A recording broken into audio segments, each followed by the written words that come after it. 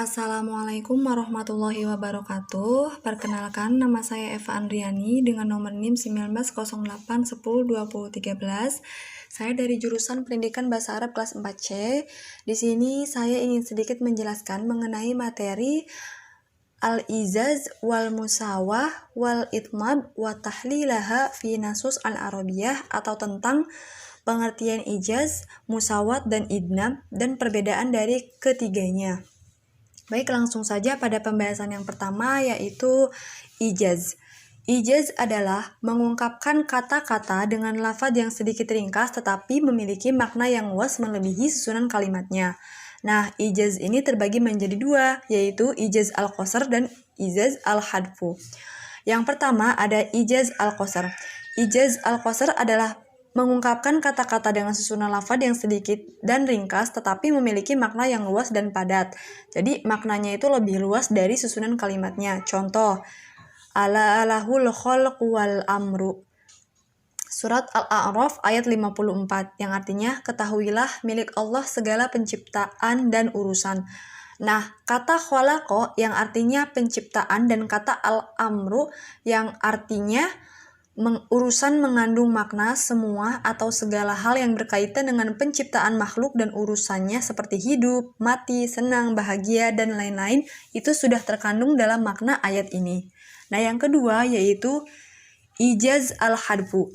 Nah, ijaz al-hadfu adalah meringkas pengungkapan kata-kata yang tidak menyebutkan suatu lafaz atau kalimat. Nah, jadi dalam ijaz al-hadfu ada lafaz atau kalimat yang tidak disebutkan atau digugurkan. Contohnya, wa as'alil qaryatal lati kunna fiha, yang artinya bertanyalah kepada desa yang pernah kami diami.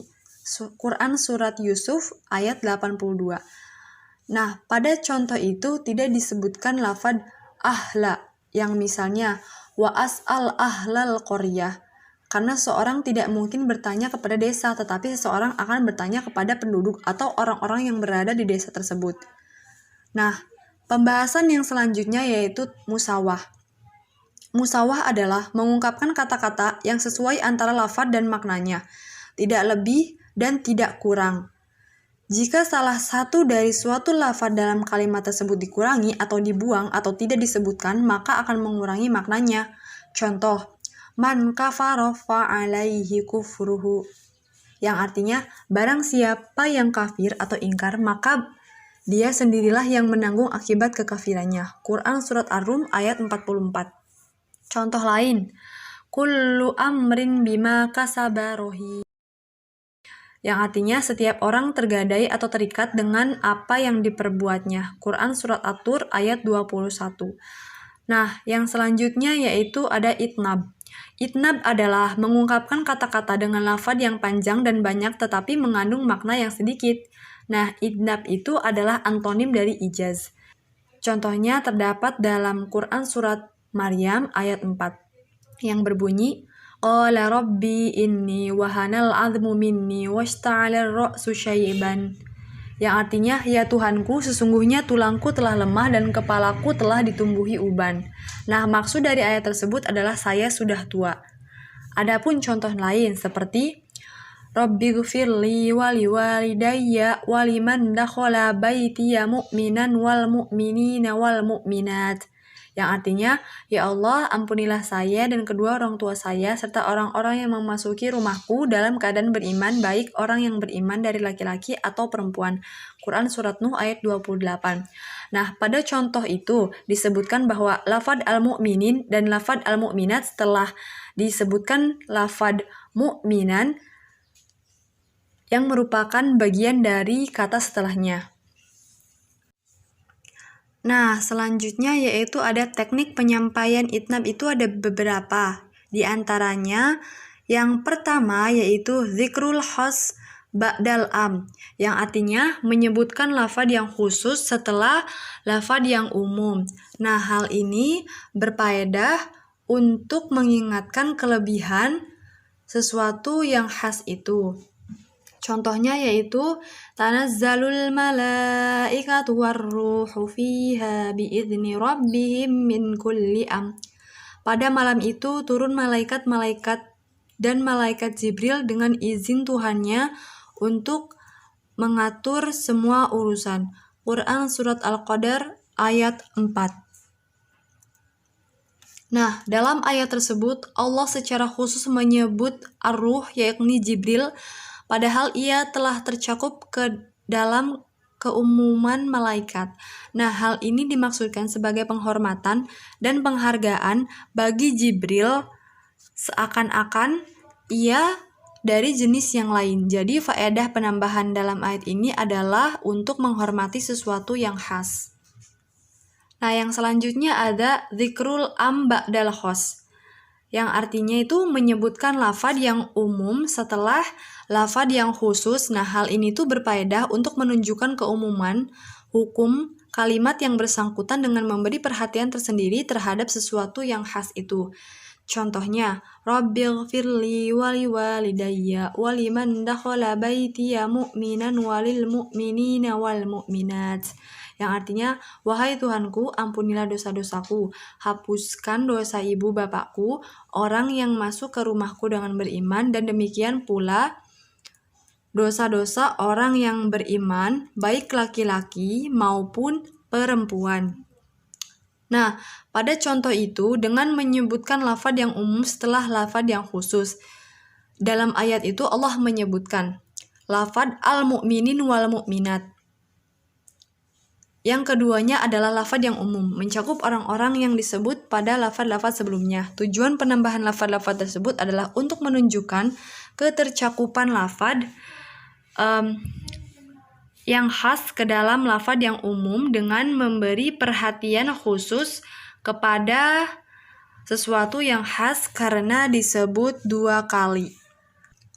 Nah, yang selanjutnya yaitu ada al-adad ba'dal ibham, yang artinya menyebutkan lafadz yang jelas maknanya setelah menyebutkan lafadz yang maknanya tidak jelas.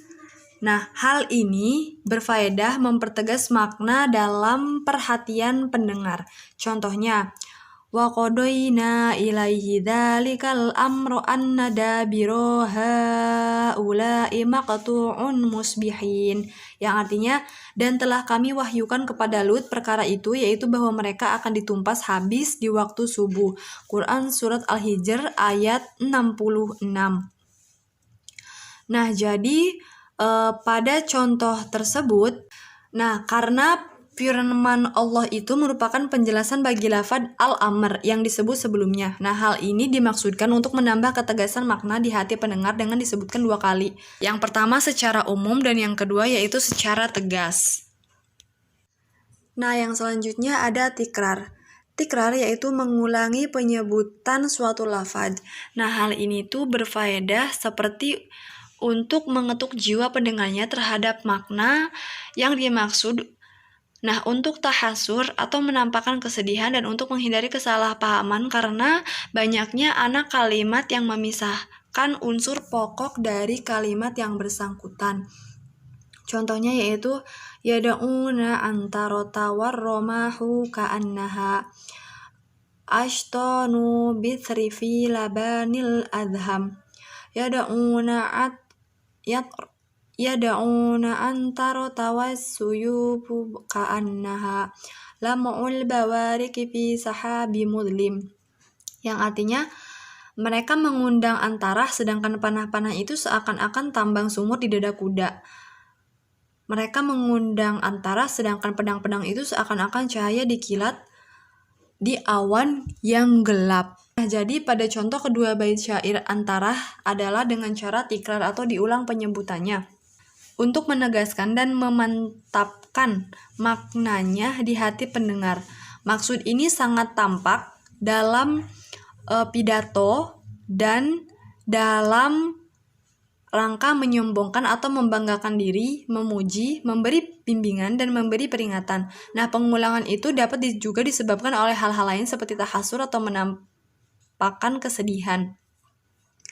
Nah, yang selanjutnya yaitu ada i'tirad. I'tirad yaitu memasukkan anak kalimat ke tengah-tengah suatu kalimat atau antara 2 kata yang berkaitan dan anak kalimat tersebut tidak memiliki kedudukan di dalam i'rab. Contohnya al-az'amta banu sa'din bi anni Al-akadzabu kabirus sinni fani.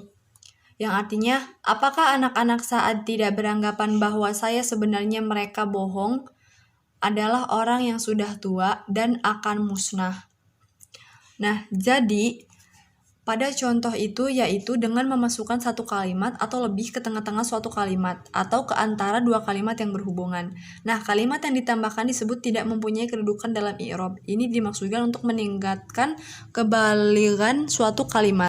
Nah, dalam syair An-Nabighah terletak di antara isim inna dan khobarnya dengan maksud untuk menegaskan peringatan kepada orang yang menuduhkan telah tua.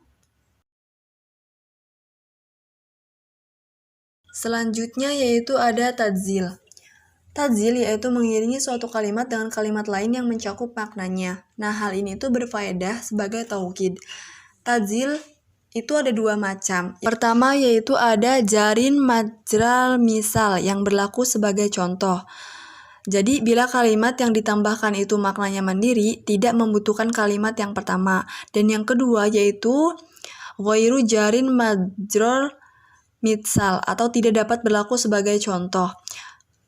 Nah, jadi bila kalimat kedua itu tidak dapat dilepas dengan kalimat pertama. Dari tadzil jarin majrul misal atau yang berlaku sebagai contoh yaitu azuru fatta yu'ti 'alal hamdi ma lahu wa man yu'ti asmanal mahamidi yuhmad, yang artinya engkau menengok seorang pemuda yang memberikan hartanya berkata pujian. Siapa orangnya?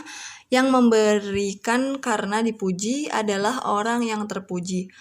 Kemudian contoh dari ghairu jarin majrol misal atau tidak dapat berlaku sebagai contoh adalah qijudu kali syai'an uamiluh taroktani ashabul dunya bila amli, yang artinya kemurahanmu tidak lagi menyisakan bagiku sesuatu yang dapat aku harapkan. Engkau meninggalkan aku menempuh kehidupan dunia tanpa harapan. Selanjutnya itu ada ihtiros atau penjagaan, yaitu bila si pembicara menyampaikan suatu kalimat yang memungkinkan timbulnya kesalahpahaman, maka hendaklah ia tambahkan lafaz atau kalimat untuk menghindarkan kesalahpahaman tersebut, yaitu sobabna 'alaiha dzalimina siyatana fatarat biha aidin sira'un wa arjulu. Nah, pada contoh tersebut seandainya kita hilangkan lafaz dzalimin, niscaya pendengar akan beranggapan bahwa kuda Ibnul Mu'taz itu dungu dan berhak dipukul. Makna yang demikian tidak sesuai dengan maksud pembicara. Tambahan itu dinamakan ihtiros. Nah, mungkin cukup sekian yang dapat saya jelaskan mengenai ijaz, mutawah, dan itnab. Kurang lebihnya mohon maaf. Wabillahi taufiq wal hidayah. Wassalamualaikum warahmatullahi wabarakatuh.